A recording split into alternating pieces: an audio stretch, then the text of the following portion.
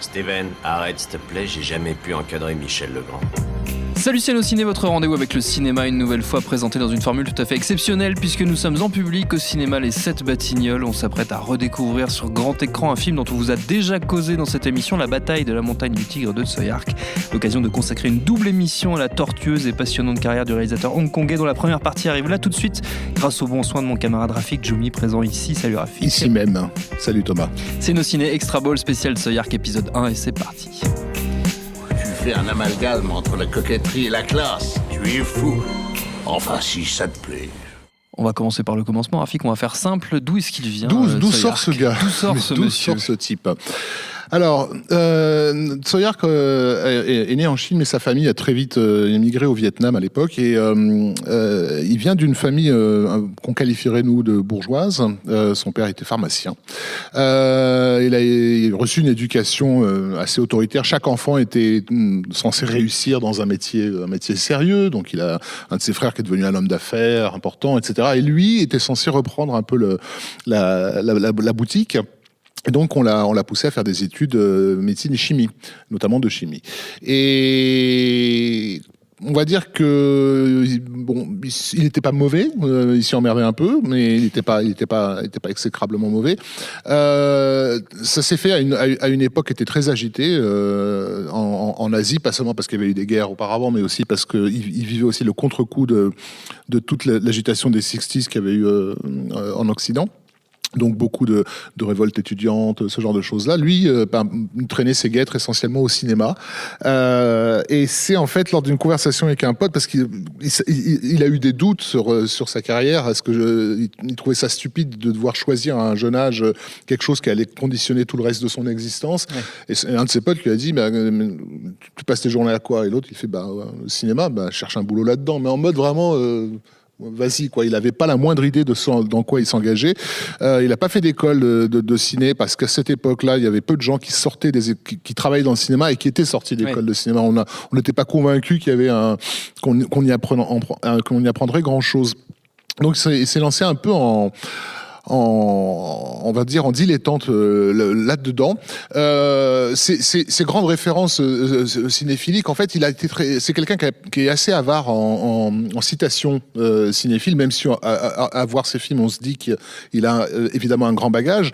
Le seul qui reconnaisse comme une influence très tôt dans sa carrière, c'est Kurosawa. Même si après c'est assez difficile de voir le pas. Il y a des gens qui lui disent, mais les types comme Chang-Chi, par exemple, qui était un des grands cinéastes de films de sable de la fin des années 60, il dit oui, si vous voulez, il est jamais très clair sur ce qu'il a formé. Dissimulé. Une chose est certaine, c'est que lorsqu'il fait son premier film, Butterfly Murders, lui n'a pas du tout la conscience de faire quelque chose de vraiment nouveau dans le cadre de la production hongkongaise. C'est plus le public, on va dire, entre guillemets, cinéphile et intellectuel, qui va y voir un pas entre ce film-là et la tradition du film de sabre de l'époque. Lui, il aura plus l'impression d'amener quelque chose de particulier avec son deuxième film, qui est Histoire de cannibale. Il avait fait ses armes à la télévision avant. Oui, bien sûr, il a fait ses armes à la télé. Enfin, il a monté les échelons. Ouais. C'est quelqu'un qui connaît, comme beaucoup de ces gars-là, toutes les étapes du métier. Ouais. Et c'est aussi ce qui va le préparer, mais on y viendra, à sa carrière de producteur. Mais quand il fait le film Histoire de cannibale, il le fait là pour le coup dans un geste militant. C'est quelqu'un qui, en tout cas à l'époque, ne se préoccupe pas tellement du lendemain. Donc il a pas tellement la conscience de construire une carrière. Il est juste, c'est un jeune homme en colère. Il a grandi dans une période qui était, comme je l'ai dit, assez colérique, et il garde ça en lui. Et ce film-là, dont le titre international est We're Going to Eat You, qui se termine par une nana qui arrache un cœur et qui le montre à la caméra. Il a balancé le cinéma de Hong Kong dans une espèce de geste presque de film d'auteur européen, là où on attendait un film d'exploitation quelque part. C'en est ça reste un film d'exploitation, mais on voit déjà un type qui, par son caractère un peu irresponsable et colérique, explose un peu les barrières. Ça va être encore plus marqué sur son film suivant, qui est L'Enfer des armes, qui moi je considère comme son premiers chefs-d'œuvre. Je recommande vraiment vivement aux gens de découvrir ce film-là. L'Enfer des armes, lui, au départ, il voulait vraiment, pour le coup, faire un film politique. Ouais. Sur la dérive de jeunes ados dans une forme de terrorisme militant et les producteurs en fait l'avaient engagé pour faire un film, en gros un film d'action. Donc ça a été vraiment un bras de fer très compliqué, dont lui estime qu'il l'a perdu. C'est-à-dire qu'il y a plein de scènes qui ont été tournées pour l'Enfer des armes qui ont été complètement censurées par la production, et à côté de ça on lui a fait retourner toute une intrigue qui touche aux Américains et au trafic d'armes, etc., sur laquelle lui était beaucoup moins, on va dire, convaincu. Néanmoins, ce que je trouve extrêmement intéressant avec l'Enfer des armes, c'est de la même façon que sur le film de Paul Verhoeven, La chair et le sang, qui se voulait au départ être un film très politique et qui s'est retrouvé devoir être un film d'action et d'aventure. Lessivé par la prod. En fait, le geste politique, je trouve qu'il est encore plus puissant du fait qu'il ait lieu dans un film a priori d'action. Ouais. C'est-à-dire que quand on se tape l'Enfer des armes, on y va pour voir des gars se tirer dessus dans tous les coins, et en plus magnifiquement, parce que le film est incroyablement mis en scène. Mais on se prend dans la gueule quelque chose de se dire mais qu'est-ce que c'est que cette société, et c'est vraiment le monde dans lequel on vit, sans que ce soit explicité à aucun moment. Ouais. Il y a un caractère dépressif et agressif dans ce film. La séquence d'ouverture par exemple qui nous montre une jeune fille torturer une souris dans un appartement où les fenêtres sont ouvertes, il y a l'orage dehors et la radio qui crache les mauvaises nouvelles, et c'est monté en parallèle avec les trafiquants d'armes, la police en train de parler des trafiquants d'armes et tout. On a à l'écran une succession de trucs, ça n'est que de l'agression en fait. Agression animale, agression de la nature et des éléments, agression des news. D'emblée, on est accueilli dans un monde pourri où on se demande pourquoi à quoi bon vivre, quoi. On est vraiment exactement dans le mood de ces adolescents qui, a priori, pourraient mener une bonne vie, quoi, ouais. Et qui vont vraiment s'abandonner à l'horreur, quoi, un chemin droit vers l'horreur. Donc c'est vraiment un film fascinant. C'est presque une sorte d'Orange Mécanique hongkongais dans son côté punk et désespéré. À l'époque, quand il fait ce film-là, il a l'impression qu'il va payer un prix fort. Il se dit, je pense qu'il se disait souvent, c'est mon dernier. Quoi. Film, ouais. Mais tant pis, je brûle tout derrière moi. C'est pas la seule fois où ça va lui arriver. Et en fait, non, le film se vend bien à l'étranger et tout ça. Il sort même en France en vidéo chez Scherzo, dans la collection qui était à l'époque supervisée par Christophe Gans, qui d'ailleurs avait eu la très bonne idée de le sortir dans son format cinémascope, ce qui à l'époque en VHS était particulièrement rarissime. Donc merci Christophe Gans si tu nous écoutes. Et en fait, il va enchaîner avec un film qui là pour le coup est un film plus populaire, qui est Tzu, les guerriers de la montagne magique, qui s'inscrit dans une tradition du film de sabre qui est déjà bien implanté dans la colonie, mais lui va décider de lui faire perdre pied, parce que jusque-là, et c'était le cas de Butterfly Murders, c'était quand même un genre qui avait les pieds sur terre. Même si les combattants faisaient des sauts de 5 mètres de haut, on restait quand même à peu près dans un truc cohérent. Ouais. Avec Tzu, on part complètement ailleurs, quoi. Voilà, là il saute plus, il vole. Les combats ont lieu à 50 mètres au-dessus du sol. On est vraiment dans un fantastique qui à l'époque est inconcevable en film. En fait, il y a eu des dessins animés comme l'adaptation en dessin animé du Roi des singes ou ce genre de choses-là qui se permettaient ce genre de délire fantasmagorique, mais en film on l'avait pas vu.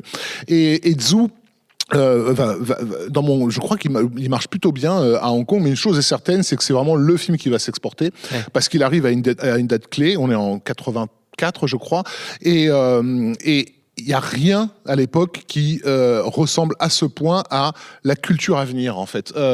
C'est-à-dire que quand on regarde le Tzu dans les années 80, on a l'impression que c'est vers ça que nous tend le jeu vidéo, c'est vers ça que nous tend la littérature de fantasy. On sent que l'avenir sera fait de ça. Et je ne serais pas du tout étonné que plein de développeurs de jeux vidéo, notamment au Japon, Et était vraiment inspiré par ce film-là. Ouais.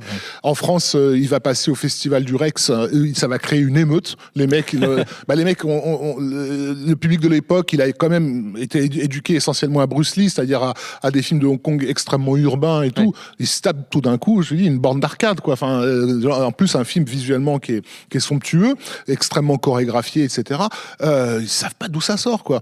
Ça va générer spontanément la création d'un fanzine à l'époque qui s'appelle Butterfly Warriors, qui pourrait presque être le fanzine de Tsoyark en France, où va débuter notamment Julien Carbon, qui sera un des journalistes spécialisés pendant très longtemps sur le cinéma de Hong Kong, le cinéma populaire hongkongais.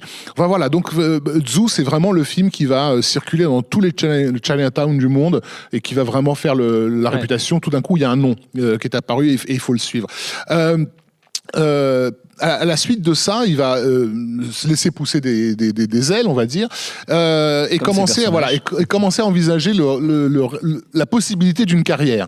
Ouais. Et il va se diriger vers un genre qui est à l'époque plutôt en perte de vitesse, qui a été un genre très très prisé dans les années 40 et 50 dans le cinéma chinois, qui est le mélodrame. Pardon, avec notamment le film Shanghai Blues. Oui. Donc film en costume, reconstitution, etc.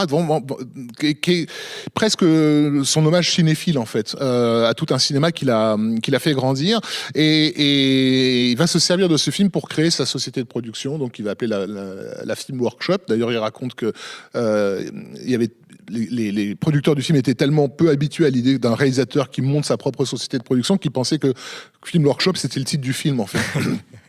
Ça en dit long sur les rapports qu'il pouvait avoir avec la prod. Donc il y a Shanghai Blues qui est immédiatement suivi de Peking Opera Blues. Pareil, vraiment deux films, si vous avez l'occasion de les voir, qui sont vraiment magnifiques. Peking Opera Blues est plus une chronique de jeunes amours presque à la nouvelle vague en fait, ouais. Mais avec une mise en scène de film d'action. Donc si vous voulez voir à quoi peut ressembler un film de Truffaut dans lequel Don Siegel aurait surgi, c'est vraiment le film idéal. Qui sont pas des films qui se destinent à de grandes carrières commerciales, mais qui vont lui donner une vraie assise auprès de tous ses collègues en fait. Ce sont des films qui sont bien vus et du coup la bonne idée d'avoir fait ce genre de film-là un peu exigeant sur un plan cinéphile, super bien photographié, très esthétisant et tout ça, en montant sa boîte de prod, fait que sa boîte de prod va immédiatement être labellisée qualité, ouais. Tu vois. Ouais. C'est pas uniquement de l'exploitation, et il va attirer à lui forcément les talents. Alors, le cinéma de Hong Kong à l'époque, enfin pas seulement le cinéma, en fait tous les milieux d'affaires de Hong Kong fonctionnent un peu sur des hiérarchie et des principes qui peuvent peut-être nous échapper en tant qu'occidentaux, mais qui pourraient nous apparaître comme médiévaux. Le truc, c'est que petit à petit, en fait, il va se devenir une espèce de seigneur de son territoire. Et il y a une déférence vis-à-vis du seigneur. Donc les gens qui vont bosser pour lui c'est vraiment des soldats en fait. Oui. Il a même il a même sa propre armée. Hein, tu vois, s'il a des comptes à régler avec d'autres producteurs, ça se règle par comme dans les films de Hong Kong, par gang interposé, quoi. Donc c'est une toute autre ambiance. C'est une autre culture, voilà. Mais il va commencer donc à devenir un seigneur qui compte dans le cinéma hongkongais. C'est pour ça que pendant longtemps en France, quand on essayait d'expliquer aux gens qui était Tsoyark, on parlait de Luc Besson, parce que c'était finalement ce qui pouvait se rapprocher le plus, c'est-à-dire à la fois un réalisateur à succès, connu du public, et en même temps un producteur incontournable, voilà. Mais bon, c'était vraiment uniquement en termes de réalisation, de structurel, pas forcément sur la réalisation et les films qu'il fait, qui contrairement donc à Besson on a l'impression que chacun de ces films c'est un prototype. Il y a toujours ce côté chez Tsoyark qui est fait dans l'urgence, encore une fois comme s'il brûlait tout derrière lui. Et d'ailleurs c'est une des thématiques qui l'obsède et qu'il reconnaît, parce qu'il reconnaît peu de choses. Il intellectualise pas tellement son cinéma, mais il dit qu'effectivement il est obsédé par cette idée de pourquoi les Chinois sont-ils toujours en train de fuir. Et en plus, quand il monte la Film Workshop, on est donc au milieu des années 80, Hong Kong a déjà commencé les négociations pour la rétrocession de 1997, c'est-à-dire que la colonie britannique va retourner à la Chine populaire, et il y a déjà des tas d'hommes d'affaires et des gens qui sont en train de fuir le pays. Donc, il vit aussi dans cette ambiance de on brûle tout derrière nous, quoi. Et son cinéma s'en ressent, pas seulement les films qu'il réalise, mais également ceux qu'il produit. Donc, dans les réalisateurs qu'il va produire, il va notamment être celui qui va littéralement sauver la vie d'un réalisateur qui a déjà tourné plusieurs comédies à Hong Kong, mais qui est dégoûté par son métier et qui a jamais réussi à s'imposer, qui s'appelle John Woo, et qui est sur le point de raccrocher, parce que c'est quelqu'un qui c'est pas un gueulard, c'est pas comme Tsuark, un guerrier, quoi. Il a tendance à obéir, John Woo. Et lors d'une discussion dépressive dans un bar où ils se rendent compte tous les deux qu'ils ont les mêmes références cinéphiles, notamment les films de Melville, etc. C'est Tsoyar qui va vraiment le convaincre d'essayer à nouveau. Genre, faisant au moins un, en mode kamikaze, mais faisant au moins un. Et ça va donner The Killer, qui va vraiment, évidemment, faire exploser John Woo au niveau international. Il va produire Better Tomorrow. En fait, je me suis trompé, c'était à Better Tomorrow qui va faire ça, et The Killer qui explosera au niveau international. Mais donc Tsoyar va produire Better Tomorrow, qui va être qui va impressionner tellement de monde, tellement régénérer le cinéma hongkongais, qu'évidemment, il va tout de suite donner lieu à des suites, dont la deuxième sera également réalisée par John Woo en mode ultra, on va dire. C'est-à-dire, en gros, c'est le Evil Dead 2 de Better Tomorrow.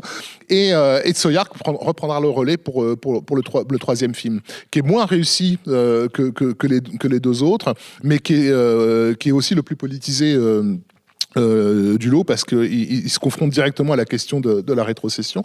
Et l'autre réalisateur qui va lancer... Alors, sur le plan international, il va y avoir Kirk Wong, qui aura une petite carrière hollywoodienne aussi, et aussi Ching Soo-tung, qui était lui un directeur de combat, qui bossait pratiquement sur toutes les prods hongkongaises de l'époque, et avec qui ils vont développer le concept de histoire de fantôme chinois. Oui. Qui est très très influencé par tout le cinéma fantastique, la régénérescence du cinéma fantastique américain des années 80, mais en version asiatisée, version chinoise, quoi. Et le film va être un succès international, va très bien se vendre à l'étranger. Donc d'ailleurs, on peut se demander quel a été l'apport, parce que c'est toujours compliqué aussi sur les productions de Tsoyar de savoir qu'est-ce qu'il a réalisé, enfin, qu'est-ce que le réalisateur a vraiment réalisé. Oui. C'est pas, c'est-à-dire, ça a beau être un auteur sur ses propres films, il n'a pas forcément cette politesse sur les films de ceux qui produit. Quand il n'est pas content, il peut prendre la caméra et aller tourner des scènes dans son coin. Le film, l'espèce de film de robot qu'il avait produit à I Love Maria, par exemple, on sait que la moitié des scènes, c'était lui qui les avait tournées aussi. Donc, à cette époque-là, donc à la fin des années 80, cette vague hongkongaise qui va vraiment...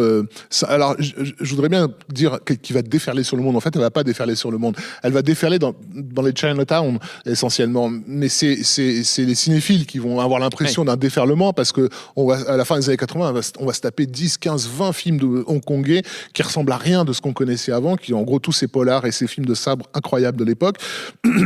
Et le nom de Tsoyar qui est vraiment, il trône au-dessus de tout le monde. Et c'est curieux de se dire qu'effectivement, ce sera celui dont le nom qui restera le moins marqué en France, en fait, ou même dans d'autres pays. Par exemple, moi, c'est quelque chose que j'ai toujours trouvé étonnant, c'est pourquoi le Festival de Cannes n'a jamais eu l'idée de le faire rentrer dans aucune des cases. J'avais posé la question directement à Thierry Frémaux, qui m'a dit qu'ils ont de très bons rapports avec lui, il a fait partie du jury lors d'une année, etc. Mais ça s'est pas fait pour des tas de raisons, parce que les Chinois, leurs films sortent à la rentrée, donc il n'a jamais de film. C'est pas tout à fait vrai, parce que il y a un film comme The Lovers, par exemple, qui était une grande fresque romantique sur un récit qui ressemblait un petit peu à un mélange de Mulan et de Yentl, on va dire, donc avec une jeune fille qui se fait passer pour un garçon pour aller étudier dans une école, l'époque Ming, je sais pas exactement, moi je suis nul en histoire chinoise, et qui évidemment tombe amoureuse d'un autre garçon et ne peut pas révéler qui elle est. C'était un film idéal pour le Festival de Cannes. Je sais pas qu'est-ce qui s'est passé, pourquoi ce truc est pas rentré en compétition, parce que ça reste le plus important des cinéastes asiatiques à n'être pas, entre guillemets, connu en Occident. Et donc, voilà, à cette époque-là, donc... Il fait The Lovers, Love in the Time of Twilight aussi, qui est juste après, qui est une comédie, ce qui sont les comédies du Nouvel An, parce que pour le Nouvel An chinois, ils ont l'habitude aussi de sortir des films qui, là, pour le coup, sont généralement des films beaucoup plus familiaux, et comment dire, qui n'ont pas vocation à être des films qui vont aller à l'étranger. Et donc, voilà, arrivé au milieu des années 90, on peut dire qu'il est à la tête de son empire. La Film Workshop tourne plus ou moins bien, avec ses succès, ses échecs, mais elle tourne. Il est vraiment installé. Et il sent qu'il tourne en rond, quoi. Ouais. Et c'est encore une fois, c'est un fou, c'est un ouf malade. Il faut que ça bouge tout le temps pour lui. Il faut brûler les trucs. Et il va brûler son cinéma en faisant ce film complètement ovni qui est The Blade, dans lequel il va reprendre le mythe le plus souvent adapté dans le cinéma hongkongais, qui est vraiment la base, quoi, qui est le mythe du sabreur manchot, qui a donné des chefs-d'œuvre comme La Rage du Tigre à la fin des années 60, donc de Chang Cheh, et des tas d'autres films qui ont repris exactement cette structure, et l'exploser complètement. Et donc faire une nouvelle adaptation du Sabreur Manchot avec une mise en scène dont on a, à l'époque où elle nous arrive dans la guerre, on ne sait même pas vraiment d'où elle vient, quoi. On n'est ni dans l'expérimental européen, ni dans le blockbuster hollywoodien, ni dans le cinéma asiatique de l'époque. Il invente tout d'un coup, en fait. Il invente une caméra hyper cut, qui prévoit, qui déjà présage de ce que va être le cinéma d'action des années 2000. Beaucoup de plans à l'épaule, etc. Enfin, genre, il dynamite tous les codes, quoi. Mais je sais même pas, à vrai dire, si le dynamite en réalisateur conscient de son pouvoir sur le monde et sur les autres, sur les formes, ou juste parce que, voilà, besoin de tout casser, quoi. Voilà, je connais toutes ces règles-là, j'ai besoin de tout péter, quoi. Et c'est ce qui le rend révolutionnaire, je pense, c'est que c'est au fond un vrai révolutionnaire, mais presque au sens marxiste du terme, en fait. Et d'ailleurs, c'est intéressant parce qu'il a des rapports très très ambigus avec le marxisme. Il y a un film qui est très peu connu qu'il a produit, qui s'appelle King of Chess, qui est un film qui se passe dans un camp de prisonniers, qui est un film explicitement politique, qui avait été confié à un réalisateur dont le nom m'échappe, et qui se voulait une dénonciation de l'horreur du communisme, et Tsuyark, en fait, ça lui a posé un problème. Il a produit le film, puis au fur et à mesure de la production, il se dit, mais ouais, quand même, le communisme, c'est pas que de la merde non plus, quoi. C'est pas si nul. Et donc, et il a tourné, lui, des scènes pour rééquilibrer idéologiquement le film dans une vision plus marxiste, justement. Alors, c'était marrant parce que le film s'appelle King of Chess, et donc il met en scène une partie de jeu d'échecs dans ce camp de prisonniers. Et c'était vraiment un jeu d'échecs entre ce réalisateur, je suis désolé, son nom m'échappe, qui a avancé ses pions anticommunistes, et Tsuyark qui disait non, putain, la révolution, merde. Donc, voilà, c'est ce genre de personnage-là. Dans une autre vie, il aurait mené des armées, et voilà, et comment dire, coupé les têtes des bourgeois. Donc voilà. Et arrivé au milieu des années 90, voilà, l'effet The Blade est tellement décisif. En plus de ça, ses élèves, entre guillemets, ses soldats, ont commencé à faire carrière à Hollywood. On a donc Ringo Lam qui fait les films de Van Damme, John Woo qui a évidemment explosé, que du coup Hollywood se dit il paraît que tous ces gens-là sortent de la même école, et c'est l'école de Tsuyark, et si on allait voir ce gars-là. Et c'est là qu'il va être approché par les Américains pour faire des productions internationales. Mais ça sera pour notre épisode à venir. Tout à fait, ce sera pour l'épisode de demain. Merci beaucoup, Rafik. Merci Seb à la technique, Cinéma, les 7 Batignolles, et au public, évidemment, pour l'accueil. Binge.audio pour toutes les infos utiles. On vous dit à très vite, et puis bon film. Je préfère partir plutôt que d'entendre ça, plutôt que d'être sourd.